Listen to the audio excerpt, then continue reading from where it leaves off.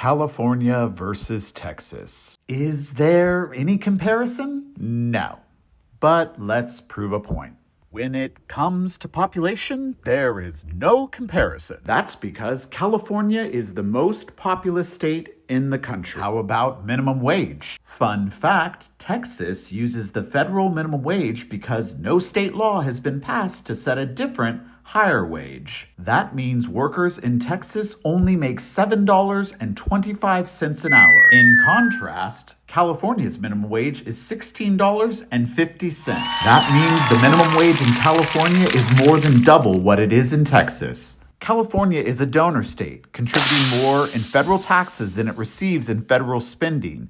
Texas is a recipient state, receiving more from federal government than it contributes. As an example, in 2022, Texas received $71.1 billion more than it paid in federal taxes. In comparison, California sent $83.1 billion more to the federal government than it received. And what about freedom? Texas likes to talk about freedom all the time, yet they're a state with one of the highest incarceration rates. Texas has some of the most restrictive abortion laws in the United States. That includes a near total abortion ban, with the only exception being if the mother's life is in immediate danger, but does not allow for exceptions in cases of rape or incest. A 2025 state law prohibits nearly all protected speech at public universities between 10 p.m. and 8 a.m.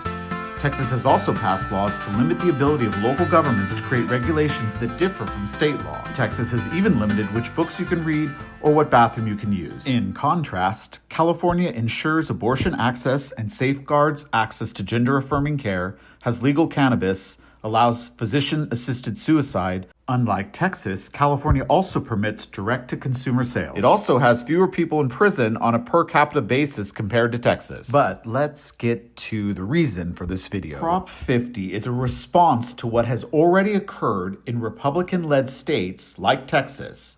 Lawmakers redrew maps and passed restrictive voting laws to entrench partisan control. California's measure is meant as a counterbalance to those power grabs. And as this short video has already illustrated, when comparing and contrasting freedoms, personal or otherwise, whose team do you want to be on? The one that limits, suppresses, and keeps the status quo? Or a more equitable, more fair government that works for the people, not against them? Proposition 50 will pass because Californians, like their state, are a beacon of growth, evolution, freedom, and bravery. Vote yes on Prop 50 to finally affect what is happening on a macro level by doing your part on the micro level.